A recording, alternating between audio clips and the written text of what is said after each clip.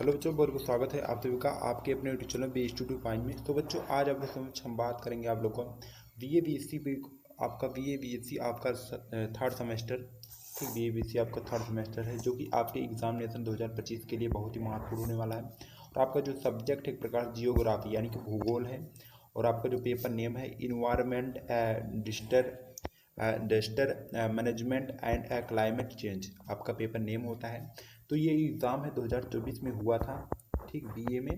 तो आपकी बार भी 2025 के लिए बहुत ही इम्पोर्टेंट होने वाला है, जिसका खास तौर पे लिखित एग्ज़ाम होता है। ठीक, चलिए आज की जो वीडियो स्टार्ट करते हैं। ठीक बच्चों, देखते हैं पहले क्वेश्चन क्या होता है। पहले क्वेश्चन यहाँ पर 3 खंडों में विभक्त होगा। ठीक, सेक्शन ए, सेक्शन बी और सेक्शन सी। ठीक, तो सेक्शन ए की अगर हम बात करें, सेक्शन ए में आपको पूरे 10 क्वेश्चन देखने को मिलेंगे, जिसमें से आपको सभी करना अनिवार्य होगा। ठीक, सेक्शन ए से। तो सेक्शन ए में आपको 50 वर्ड्स में प्रत्येक प्रश्नों के आपको उत्तर देने होंगे। ठीक, और प्रत्येक उत्तर के लिए यहाँ पर आपको 3 अंक निर्धारित हैं। ठीक, तो चलिए देखते हैं पहला क्वेश्चन सेक्शन ए का। सेक्शन ए का आपका पहला क्वेश्चन पूछा गया है कि पारिस्थितिकी तंत्र के अजैविक और अजैविक घटकों की व्याख्या कीजिए। ठीक, तो पारिस्थितिकी तंत्र के जो अजैविक और जैविक घटक होते हैं, तो इसमें थोड़ा थोड़ा आपको बताना है 50 शब्दों में।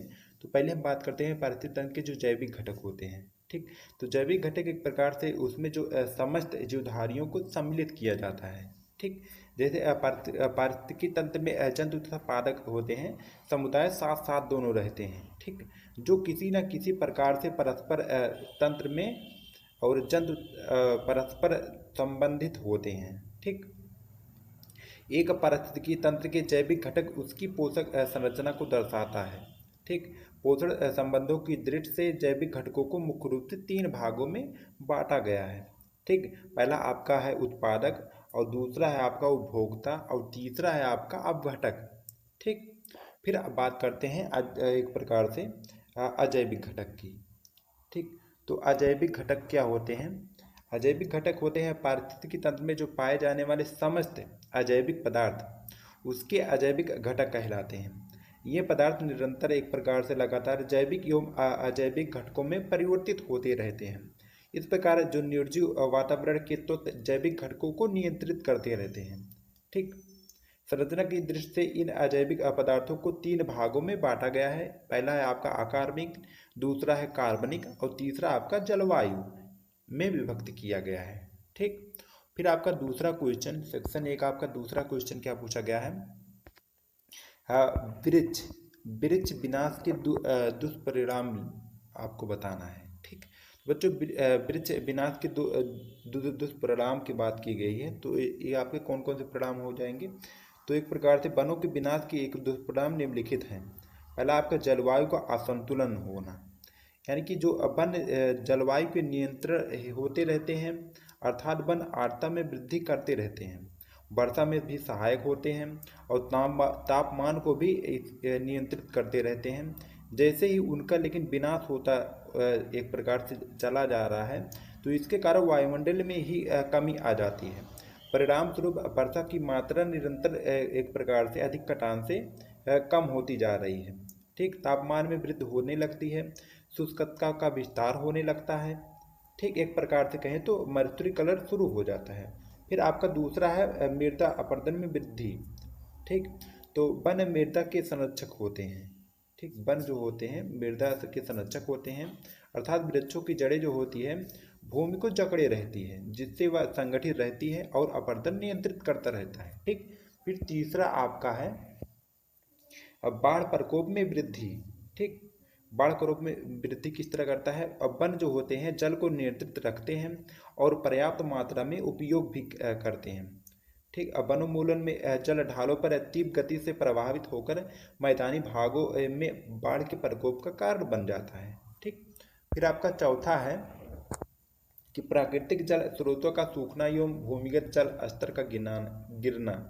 ठीक, और आपका पांचवा है वन जीवों का विनाश। ठीक, यानी कि वर्तमान विश्व में वनों के समाप्त होने से अनेक वन जीव भी एक प्रकार से कहीं न कहीं लुप्त हो रहे हैं, और अनेक प्रजातियां भी अत्यधिक संख्या में कमी हो जा रही अत्यधिक प्रजातियों की। ठीक, इस तरह आपको लिखना है।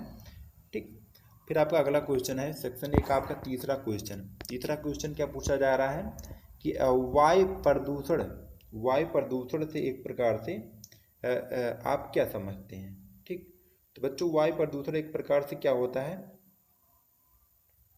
वायु प्रदूषण एक प्रकार से जो होती है वायु में काफ़ी ज़्यादा एक प्रकार से अधिक मात्रा में जो गैसें एक प्रकार से विषैली गैसें से वायु प्रदूषण अधिक मात्रा में होती है। जैसे कि वायु प्रदूषण की वृद्धि के प्रमुख कारण इस प्रकार से हैं, जैसे कि उद्योगों को अत्यधिक विकास और उनमें निकलता विषैला पदार्थ या फिर गैस, ठीक, या फिर एक प्रकार से कहें तो वाहनों के प्रयोग में अत्यधिक वृद्धि और उसके निस्तृत जो निकलने वाला धुआं होता है वो भी कहीं ना कहीं वायु को काफ़ी ज़्यादा दूषित कर रहे हैं। ठीक, और रासायनिक पदार्थों के प्रयोग में वृद्धि और उसका वायुमंडल में मिश्रित होना मिलना। ठीक, नगरों में जनसंख्या का अत्यधिक जमाव होने से भी और वनों का निरंतर विनाश होने से भी और अवशिष्ट पदार्थों की एक मात्रा में अत्यधिक कमी एक प्रकार से वृद्धि होने से भी और परमाणु अस्त्रों का परीक्षण करने से भी वायु प्रदूषण पर काफ़ी ज़्यादा प्रभाव पड़ता है। ठीक, फिर आपका अगला क्वेश्चन नंबर चौथा है सेक्शन ए का चौथा क्वेश्चन क्या है कि मृदा अपरदन से क्या तात्पर्य है। ठीक, मृदा अपरदन से क्या तात्पर्य है, तो बच्चों मृदा अपरदन जो होता है मुख्य रूप से क्या होता है, इसमें कोई एक प्रकार से मृदा अपरदन क्या होता है, मृदा अपरदन का जो मुख्य कारण है अधिकतर वाह्य क्षेत्र का अनभियुक्त प्रबंध एवं अविवेकपूर्ण कृषि पद्धतियाँ ही हैं। भूमि का गलत उपयोग करके जैसे एक ही फसल को बार बार वर्ष प्रतिवर्ष बोने तथा अपरदन की उपेक्षा से भूमि की उत्पादकता जो होती है कम हो जाती है। मृदा की उर्वरता में कमी होने से वनस्पति आवरण कम हो जाने के कारण अपरदन में वृद्धि होने लगती है। ठीक, हमारे देश में जो त्वरित मृदा अपरदन का एक और कारण पहाड़ी ढालों पर की जाने वाली खेती भी है।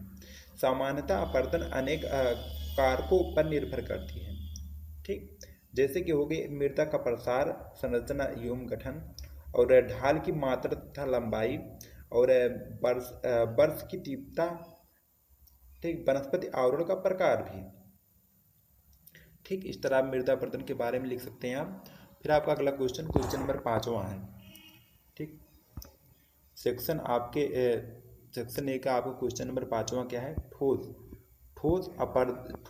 ठोस अपशिष्ट प्रबंधन क्या है।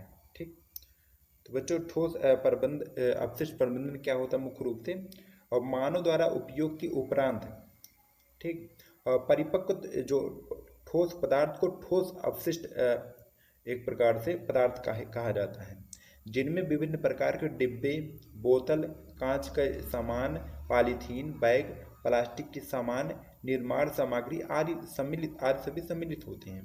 दैनिक जीवन में उपयोग के बाद फेंके जाने वाले ठोस पदार्थों को कूड़ा करकट, कचरा, उत्कृष्ट व ठोस अपशिष्ट पदार्थ के नाम से पुकारा जाता है। ठीक, और फोपलिन तथा जिंक्स के शब्दों में, ये तो वैज्ञानिक के शब्दों में क्या कहा है, किसी भी तरह का ठोस पदार्थ जो लंबे समय तक उपयोग नहीं होने के कारण छोड़ दिया जाता है, साथ ही जैविक तथा अजैविक रूप से ही ठोस अपशिष्ट कहलाता है। ठीक, इस तरह आप ठोस अपशिष्ट प्रबंधन के बारे में लिख सकते हैं। फिर आपका अगला क्वेश्चन है, क्वेश्चन नंबर आपका 6वां है सेक्शन ए का, भूकंप का वर्णन करिए। ठीक, तो बच्चों भूकंप के बारे में थोड़ा जान लेते हैं। भूकंप क्या होता है, एक प्रकार से भूकंप को जो विशद अध्ययन करने पर प्रत्येक भूकंप ही अपनी अलग विशेषताएं स्पष्ट होती है। इसका वर्गीकरण करना एक प्रकार से पर फिर भी सामान्य विशेषताओं को आधार पर इसका वर्गीकरण एक प्रकार से 3 भागों में विभाजित किया गया है। एक पहला आपका स्थिति के आधार पर और दूसरा आपका भूकंप मूल की स्थिति के आधार पर और तीसरा आपका भूकंप की उत्पत्ति के आधार पर। ठीक, तो आपके जो स्थिति के आधार पर होता है, स्थिति के आधार पर भूकंप 2 प्रकार के होते हैं। ठीक, पहला आपका स्थलीय भूकंप और दूसरा आपका सागरीय भूकंप।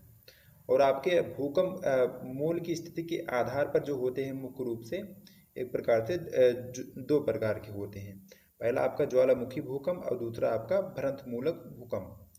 ठीक, तो इस तरह आप लिख सकते हैं। ठीक, फिर आपका अगला क्वेश्चन है, क्वेश्चन नंबर आपका 7वां है सातवां क्या पूछा गया था कि अम्लीय वर्षा तथा इसके प्रभाव लिखिए। ठीक, तो बच्चों अम्लीय वर्षा तथा इसके प्रभाव, तो अम्लीय वर्षा क्या होती है? एक प्रकार से प्राकृतिक रूप से जो अम्लीय वर्षा होती है, इसका कारण यह होता है कि पृथ्वी के वायुमंडल में जो सल्फर डाइऑक्साइड और नाइट्रोजन ऑक्साइड जो जल के साथ क्रिया करके नाइट्रिक अम्ल और गंधक तेजाब का निर्माण करते हैं। ठीक, और इसके जो एक प्रकार से इसके निम्नलिखित प्रभाव पड़ते हैं, जैसे अम्ल वर्षा तथा संरचनाओं को दुर्बल बना देता है। ठीक, जिससे कि मार्बल, लाइम स्टोन, सैंडस्टोन आदि से निर्मित बिल्डिंग एवं इमारतें डैमेज होने लगती है धीरे धीरे। ठीक, और फिर आपका दूसरा कारण है कि अम्लीयता साइड माइक्रोबियल फौना तथा नाइट्रोजन फिक्सेशन से भी प्रभावित हो रही है।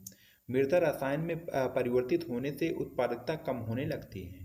ठीक, फिर आपका अगला क्वेश्चन नंबर आपका 8वां है कि जलवायु परिवर्तन के प्रभाव को समझाइए। ठीक, तो बच्चों जलवायु परिवर्तन क्या होता है पहले हम जानते हैं। तो जलवायु परिवर्तन क्या होता है? भूमंडलीय उष्णता एवं जलवायु परिवर्तन दोनों अंतर संबंधित प्रक्रियाएं होती हैं। ठीक, तापमान जलवायु का एक महत्वपूर्ण कारक है। जैसे कि किसी स्थान की औसत मौसमी दशाओं को जलवायु कहते हैं। जब इन औसत मौसमी दशाओं यानी कि तापमान, वर्षा, आर्द्रता और दाब आदि में परिवर्तन हो जाता है तो उसे जलवायु परिवर्तन के नाम से जाना जाता है। पृथ्वी के भूगर्भिक इतिहास के अध्ययनों से यह प्रमाणित हो चुका है कि पृथ्वी पर आरंभ से जलवायु परिवर्तन हो रहा है। ठीक, जहाँ वर्तमान में मरुस्थलीय प्रदेश है वहाँ प्राचीन काल में हरे भरे खेत लहलाते रहे हैं। इस प्रकार जो स्थलीय भाग है वहाँ पहले जलीय भाग थे। ठीक, सन 1960 ईस्वी में वायुदाब मापी तथा थर्मामीटर एवं सन 1676 में वर्षा मापी के आविष्कार के बाद जलवायु का व्यवस्थित अध्ययन किया जाने लगा। परिणाम स्वरूप जो जलवायु है परिवर्तनों का अध्ययन भी ध्यानपूर्वक होने लगा। ठीक, और इसके जो प्रभाव है मुख्य रूप से पृथ्वी पर पृथ्वी के औसत पहला आपका जो प्रभाव निम्नलिखित है। पृथ्वी के औसत तापमान में वृद्धि हो रही है। वैज्ञानिकों का अनुमान है कि सन 2050 तक पृथ्वी का टेम्परेचर 1.5 डिग्री सेल्सियस से 4.5 डिग्री सेल्सियस तक बढ़ जाएगा। ठीक, और आपका दूसरा जो है पृथ्वी पर वर्षा की मात्रा एक क्षेत्रीय वितरण को परिवर्तन कर रहा है। ठीक, और हिमनदों की बर्फ पिघल रही है। फलस्वरूप वह पीछे की ओर एक प्रकार से छोटी हो रही हैं। समुद्रों के जलस्तर में काफ़ी ज़्यादा वृद्धि देखने को मिल रही है। ठीक, और पृथ्वी पर भी ऋतु चक्र में परिवर्तन दिखाई देने लगा है, यानी कि कल एक प्रकार से बहुत कम बारिश होने लगी है। ठीक, फिर आपका जो दूसरा क्वेश्चन है एक प्रकार से कहें तो नौवां क्वेश्चन क्या पूछा रहा है कि ओजोन जो छिद्र होने का क्या कारण है। ठीक, तो बच्चों ओजोन जो एक प्रकार से छिद्र या क्षरण होता है वायुमंडल के जहां और एक प्रकार से सौर विकिरण द्वारा किसी प्रकार के रासायनिक प्रभाव उत्पन्न होने लगते हैं। ठीक, उसे रसायन मंडल या कहा जाता है। सामान्यतः वह मेझला क्षोभ सीमा से लेकर 195 किलोमीटर की ऊंचाई तक मानी जाती है। इस रसायन मंडल का वह भाग जिसमें ओजोन का निर्माण होता है उसे सामान्यतः ओजोन परत कहा जाता है। इसे ही ओजोन मंडल भी कहा जाता है क्योंकि यह भूमंडल को आवृत किए हुए ओजोन की एक परत होती है। यह ओजोन गैस ऑक्सीजन एक प्रकार से गैस को बाहर निकालती है। ठीक, इस तरह आप लिख सकते हैं। फिर आपका अगला क्वेश्चन नंबर आपका 10वां है एक प्रकार से सेक्शन ए से क्या है कि हरित गृह प्रभाव को समझाइए। ठीक, बच्चों हरित गृह के प्रभाव कौन कौन से होते हैं? हरित गृह प्रभाव या एक प्रकार से ग्रीन हाउस ठीक एक प्राकृतिक प्रक्रिया होती है जिसके कारण एक प्रकार से पृथ्वी का टेम्परेचर जो है बढ़ता है। ठीक, जैसे कि यह प्रक्रिया तब होती है जब पृथ्वी के वायुमंडल में मौजूद गैसें जैसे होती है सूरज से आने वाली गर्मी को रोक लेती है। ठीक, या फिर इन गैसों को ग्रीन हाउस एक प्रकार से कहा जाता है। इसमें कार्बन डाइऑक्साइड, जलवाष्प, मीथेन, नाइट्रस ऑक्साइड, क्लोरोफ्लोरोकार्बन और ओजोन गैस शामिल होती हैं। ठीक, ये गैसें सूर्य के आने वाली पराबैंगनी किरणों को पृथ्वी पर आने देती है, लेकिन एक प्रकार से पृथ्वी से वापस वायुमंडल में जाने नहीं देती है। इसी वजह से पृथ्वी के चारों ओर का वायुमंडल गर्म हो जाता है और इसे ग्लोबल वार्मिंग भी कहते हैं। ठीक, तो इस तरह हरित गृह के प्रभाव होते हैं। ठीक, फिर आपका अगला क्वेश्चन है एक प्रकार से सेक्शन बी। ठीक, तो बच्चों सेक्शन बी में पूरे आपको 6 क्वेश्चन देखने को मिलेंगे, जिसमें से केवल 4 प्रश्नों के आपको उत्तर देने होंगे और प्रत्येक क्वेश्चन के लिए आपको 4 अंक निर्धारित हैं। यानी कि एक प्रकार से 4 क्वेश्चन आपको करने हैं, जिसके लिए आपको 6 अंक निर्धारित हैं। ठीक, तो चलिए देखते हैं। आपका पहला क्वेश्चन क्या पूछा गया है, आपको पूरे 150 शब्दों में आपको लिखना है। ठीक, पहला क्वेश्चन है कि रासायनिक आपदा पर संक्षिप्त टिप्पणी लिखिए। ठीक, तो बच्चों रासायनिक आपदा क्या होती है? मुख्य रूप से रासायनिक आपदा या फिर विपत्ति या फिर कहेंगे दुर्घटना। ठीक, तो ये क्या होता है? रासायनिक आपदा स्थिति, जिसको इमरजेंसी कहा जाता है, उस समय पर उपस्थित होती है जब किसी दुर्घटना अथवा आक्रमण के दौरान जहरीले रसायन हवा में छोड़ दिए जाएं, भोजन में मिल जाएं अथवा पानी में छोड़ दिए जाएं। ये रसायन गैस, द्रव अथवा ठोस रूप से हो सकते हैं। ये रसायन लोगों तथा पर्यावरण के लिए नुकसानदेह हो सकते हैं। ये रसायन उस स्थिति में लोगों को नुकसान पहुंचा सकते हैं जब ये सांस के साथ शरीर में चले जाते हैं, त्वचा के माध्यम से एक प्रकार से सोख लिए जाएं अथवा निगल लिए जाएं। ठीक, इस तरह रासायनिक आपदा होते हैं। ठीक, तो फिर यहाँ पर देखेंगे रासायनिक आपात जो स्थिति की होती है, कौन कौन सी स्थिति होती है रासायनिक आपात की स्थिति। तो रासायनिक आपत्ति की स्थिति कौन सी होती है? इसकी एक प्रकार लक्षण बहुत से होते हैं। आंखों में पानी आना, सांसें छोटी होना अथवा रुकना। ठीक, लेकिन इसको 2 भागों में बांटा गया है। पहला आपका प्राकृतिक आपदा, ठीक, और दूसरा आपका है जो मानव निर्मित आपदा। ठीक, तो पहली बात करते हैं प्राकृतिक आपदा की। प्राकृतिक आपदा क्या होता है? एक प्राकृतिक आपदा एक स्वाभाविक परिणाम, जैसे कि ज्वालामुखी विस्फोट, जैसे भूकंप, जो मनुष्य को प्रभावित करता है। ठीक, उसी को प्राकृतिक आपदा के नाम से जाना जाता है। और मानव निर्मित आपदा का होती है? अब मानवीय कार्य से निर्मित आपदा, जैसे किसी कोई लापरवाही हो गई किसी काम को करने में, भूल या व्यवस्था की असफलता, मानव निर्मित आपदा कही जाती है। जैसे कि मानव निर्मित आपदा तकनीकी या सामाजिक कहे जाते हैं। ठीक, तकनीकी आपदा तकनीक की असफलता के परिणाम है, जैसे इंजीनियरिंग असफलता या फिर यातायात आपदा एवं पर्यावरण आपदा। तो ये सब होती है मानव निर्मित के द्वारा जो आपदाएं उत्पन्न होती हैं, उसे मानव निर्मित आपदा के अंतर्गत लिखा जाता है या फिर जाना जाता है। ठीक, फिर आपका अगला क्वेश्चन है, क्वेश्चन नंबर आपका एक प्रकार से कहें तो तीसरा यहाँ पर है सेक्शन बी से, और क्रम में दूसरा है आपदा के प्रकार। ठीक, तो बच्चों आपदा एक प्रकार से कितने प्रकार के होते हैं? मुख्य रूप से आपदा के प्रकार की गई तो यही क्वेश्चन आपका हो जाएगा। आपदा के प्रकार जो होते हैं मुख्य रूप से 2 प्रकार के होते हैं। एक आपका प्राकृतिक आपदा हो गया और आपका दूसरा एक प्रकार से मानव निर्मित आपदा हो गई। ठीक, दोनों में आपको प्राकृतिक आपदा जो प्रकृति के द्वारा उत्पन्न की जाती है उसे प्राकृतिक आपदा के अंतर्गत जाते हैं, और जो मानव द्वारा निर्मित की जाती है उसे मानव निर्मित आपदा के नाम से जाना जाता है। ठीक, इस तरह लिखेंगे। फिर आपका अगला क्वेश्चन नंबर एक प्रकार से तीसरा कहें तो या फिर क्रम से चौथा कहें, जैव विविधता से आप क्या समझते हैं? ठीक, तो बच्चों जैव विविधता क्या होती है? एक प्रकार से जैव विविधता जो होती है, जैव विविधता से तात्पर्य जैवमंडल में पाए जाने वाले जीव जंतु, पादप और सूक्ष्म जीवों की मध्य अनुवांशिक जाति जगत और पारिस्थितिकी स्तर पर पाई जाने वाली विविधता से है। अर्थात जैव विविधता से अभिप्राय सजीवों, वनस्पति या प्राणियों में पाए जाने वाले जातीय भेद से है। किसी क्षेत्र में विशेष में पाई जाने वाली प्राणियों की जातियों की संख्या व पादप उन क्षेत्र की जैव विविधता को दर्शाता है। पारिस्थितिकी तंत्र के संचालन के लिए जैव विविधता का एक प्रकार से बना रहना बहुत ही आवश्यक माना जाता है। ठीक, फिर आपका अगला क्वेश्चन नंबर आपका सेक्शन बी का आपका है, क्रम से आपका 5वां है। टिहरी बांध परियोजना की कमियां। ठीक, तो बच्चों टिहरी बांध परियोजना क्या होती है, पहले इसके बारे में थोड़ा जान लेते हैं। टिहरी बांध परियोजना जो होती है विश्व की सबसे महत्वपूर्ण नदी घाटी परियोजनाओं में से एक है। इन परियोजना से निम्नलिखित एक निश्चित रूप से बहु उद्देश्य की पूर्ति होती है, किंतु साथ ही इसके द्वारा अनेक पर्यावरणीय समस्याएं उत्पन्न होने लगती है। टिहरी बांध परियोजना का भौगोलिक विवरण कुछ इस तरीके का है, जैसे कि स्थिति और टिहरी बांध परियोजना का महत्व, प्रमुख विशेषताएं। तो पहले स्थिति के बारे में जान लेते हैं। टिहरी बांध परियोजना उत्तरांचल के टिहरी जनपद यानी कि गढ़वाल में बनी रही है।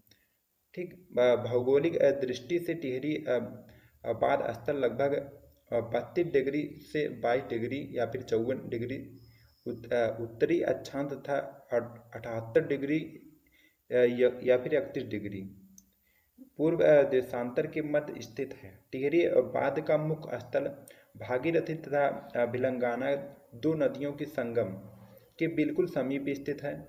इस स्थल पर नदी तल की समुद्र तल से औसत ऊंचाई 603 मीटर है। ठीक, बांध जलाशय का क्षेत्र तीन ओर से 1000 मीटर से 2000 मीटर की ऊंचाई वाली पर्वत श्रृंखलाओं द्वारा घिरा हुआ है।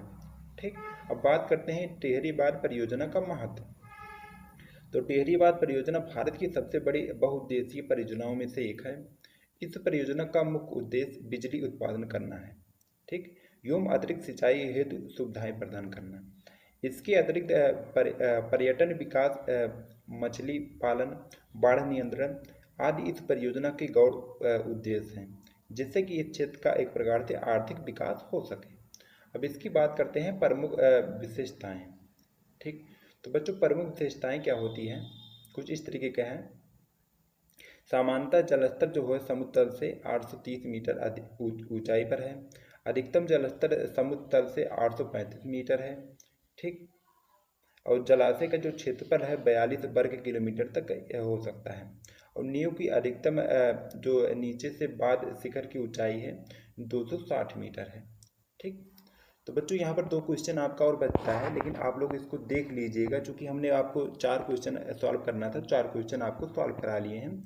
ये आपका छठा क्वेश्चन है कि वातावरण अवक्रमण में मानव की भूमिका बताना है, और आपका 7वां है एक प्रकार से जलवायु परिवर्तन पर अंतर सरकारी पैनल IPCC का वर्णन कीजिए। ठीक, आप लोग देख लीजिएगा। अगर हम आपको पूरा सॉल्व कराएंगे तो वीडियो काफ़ी ज़्यादा लंबा हो जाएगा, इसलिए अगला देखते हैं सेक्शन सी। ठीक, तो बच्चों सेक्शन सी में आपको पूरे 4 क्वेश्चन देखने को मिलेंगे, जिसमें से आपको केवल 2 प्रश्नों के उत्तर देने होंगे, और प्रत्येक क्वेश्चन आपको 450 शब्दों में देने होंगे। ठीक, और प्रत्येक क्वेश्चन के लिए यहाँ पर आपको 10.5 नंबर आपको मिलने वाला है। ठीक, तो चलिए आपको 2 क्वेश्चन एक केवल आपको हम सॉल्व कराने वाले इस वीडियो के माध्यम। आपका जो पहला क्वेश्चन है, पहला क्वेश्चन क्या है एक प्रकार से देखेंगे। पहला क्वेश्चन है कि भारत में विभिन्न प्रकार के पर्यावरणीय प्रदूषण की वर्तमान दशा की विवेचना कीजिए। ठीक, तो भारत में विभिन्न प्रकार के पर्यावरणीय प्रदूषण की वर्तमान स्थिति कैसी है, इसके बारे में थोड़ा चर्चा करना है। भारत में पर्यावरणीय एक प्रकार से प्रदूषण की वर्तमान स्थिति काफ़ी ज़्यादा रोमांचक है। ठीक, कई प्रकार की समस्याएं हैं। वायु प्रदूषण, जल प्रदूषण, कचरे और प्राकृतिक पर्यावरण के प्रदूषण भारत के लिए चुनौतियां हैं। पर्यावरण की समस्या की परिस्थिति 1947 से लेकर 1995 तक बहुत ही खराब थी। 1995 से 2020 तक के बीच विश्व बैंक के विशेषज्ञों के अध्ययन के अनुसार अपने पर्यावरण के मुद्दों पर संबोधित करने और अपने पर्यावरण की गुणवत्ता में सुधार लाने में भारत दुनिया में सबसे तेजी से प्रगति कर रहा है। फिर भी भारत विकसित अर्थव्यवस्थाओं वाले देशों के स्तर तक आने में इसी तरह के पर्यावरण की गुणवत्ता तक पहुंचने के लिए एक लंबा रास्ता तय करना है। ठीक, भारत के लिए एक बड़ी चुनौतियां और अवसर है। पर्यावरण की समस्या का बीमारी, स्वास्थ्य के मुद्दों और भारत के लिए लंबे समय तक आजीविका पर प्रभाव का मुख्य कारण है। ठीक, भारत की अब इसकी प्रमुख समस्याएं जो हैं, भारत की पर्यावरणीय समस्याओं में विभिन्न प्राकृतिक खतरे, विशेष रूप से चक्रवात और वार्षिक मानसून बाढ़, जनसंख्या वृद्धि। ठीक, औद्योगिकरण, ढांचागत विकास, घटिया कृषि पद्धतियां और संसाधनों का असमान वितरण। ठीक, इसके कारण भारत के प्राकृतिक वातावरण में अत्यधिक मानवीय परिवर्तन होता जा रहा है। एक अनुमान के अनुसार खेती योग्य भूमि का लगभग 60% भूमि कटाव, जलभराव और लवणता से ग्रस्त है। यह भी अनुमान है कि जो है मिट्टी की ऊपरी परत में प्रतिवर्ष 4.7 से लेकर 12 अरब तक मिट्टी कटाव के कारण खो रही है। 1947 से 2002 के बीच पानी की औसत वार्षिक उपलब्धता प्रतिवर्ष 60% कम होकर 1822 घन मीटर रही है तथा भूगर्भ जल का अत्यधिक दोहन हरियाणा, पंजाब व यूपी में एक समस्या का रूप ले चुका है। भारत में वन क्षेत्र इसके भौगोलिक क्षेत्र का 18.34%, देश भर के वनों के लगभग आधे मध्य प्रदेश और पूर्वोत्तर के 7 प्रदेशों, इनमें से पूर्वोत्तर राज्यों के वन तेजी से नष्ट होते जा रहे हैं। वनों की कटाई ईंधन के लिए लकड़ी और कृषि भूमि के विस्तार के लिए हो रही है। यह प्रचलन औद्योगिक और मोटर वाहन प्रदूषण के साथ मिलकर वातावरण का तापमान बढ़ा देता है, जिसकी वजह से वर्षा का एक प्रकार से स्वरूपण बदल जाता है और अकाल की वृद्धि एक प्रकार से बढ़ जाती है। ठीक, इस तरीके आप पर्यावरण से होने वाले प्रदूषण से होने वाले समस्याओं के बारे में आप लिख सकते हैं। फिर आपका अगला और आखिरी क्वेश्चन एक प्रकार से करें तो सेक्शन सी से, तो आपका अगला क्वेश्चन क्या है एक प्रकार से देखेंगे कि नर्मदा घाटी, ठीक, नर्मदा घाटी परियोजना पर विस्तार से समझाइए, लिखिए। ठीक, तो नर्मदा घाटी परियोजना के बारे में लिखना है। तो नर्मदा घाटी परियोजना क्या होता है एक प्रकार से, गुजरात प्रांत में नर्मदा घाटी पर प्रस्तावित शारदा सरोवर परियोजना, ठीक, विवादग्रस्त बहुउद्देशीय नदी घाटी परियोजना का एक दूसरा महत्वपूर्ण उदाहरण है। परियोजना का कार्यान्वयन सरदार सरोवर निर्माण निगम लिमिटेड की देखरेख में किया जा रहा है। ठीक, परियोजना के लक्ष्य जो हैं वास्तव में सरदार सरोवर परियोजना नर्मदा घाटी परियोजना के अंतर्गत कई योजनाओं में से एक है। नर्मदा घाटी परियोजना के अंतर्गत नदी घाटी के जल को मध्य प्रदेश, महाराष्ट्र एवं गुजरात में कई स्थानों पर बांध बनाकर जलाशयों में रोकने की व्यवस्था है। ठीक, गुजरात प्रांत में स्थित सरदार सरोवर परियोजना एवं बहुउद्देशीय परियोजना है। इसके लक्ष्य तथा इससे प्राप्त होने वाले लाभ निम्न प्रकार से हैं। जैसे कि गुजरात प्रांत की लंबाई, वर्तमान लंबाई जो सिंचाई की सभी योजनाएं 77 प्रमुख तथा मध्य परियोजनाएं जो कि 4500 छोटी योजनाएं तथा जिनमें से 3500 ट्यूबवेल तथा अनेक कुएं हैं।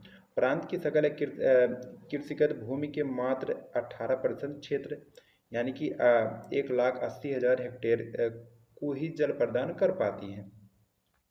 इस परियोजना के पूर्ण हो जाने पर 12 जिलों में अतिरिक्त 1,80,000 हेक्टेयर कृषि भूमि को सिंचाई की सुविधा प्रदान की जाएगी। इस तरह 3,244 गांव सिंचाई की नई सुविधा से लाभान्वित हो रहे हैं। ठीक, इस तरह आप नर्मदा घाटी परियोजना के बारे में विस्तार से लिखेंगे। फिर आपका अगला क्वेश्चन है, क्वेश्चन नंबर आपका तीसरा एक प्रकार से सेक्शन सी से आपको लिखना है बाढ़ और निम्नलिखित में से एक दोनों के बारे में लिखेंगे। बाढ़ और सूखा, बाढ़ के बारे में आप लिख सकते हैं, सूखे के बारे में आपको हमने 2 क्वेश्चन सॉल्व करा दिए, आप लोग इसको देख लीजिएगा। फिर आपका अगला क्वेश्चन पूछा गया था, क्वेश्चन नंबर चौथा है और आखिरी है कि आपदा प्रबंधन के बारे में बताएं और भारत में प्रमुख आपदाओं पर्वत क्षेत्र कौन से हैं। ठीक, तो आपदा प्रबंधन के बारे में आप थोड़ा थोड़ा इसमें करके बना के लिख सकते हैं। ठीक,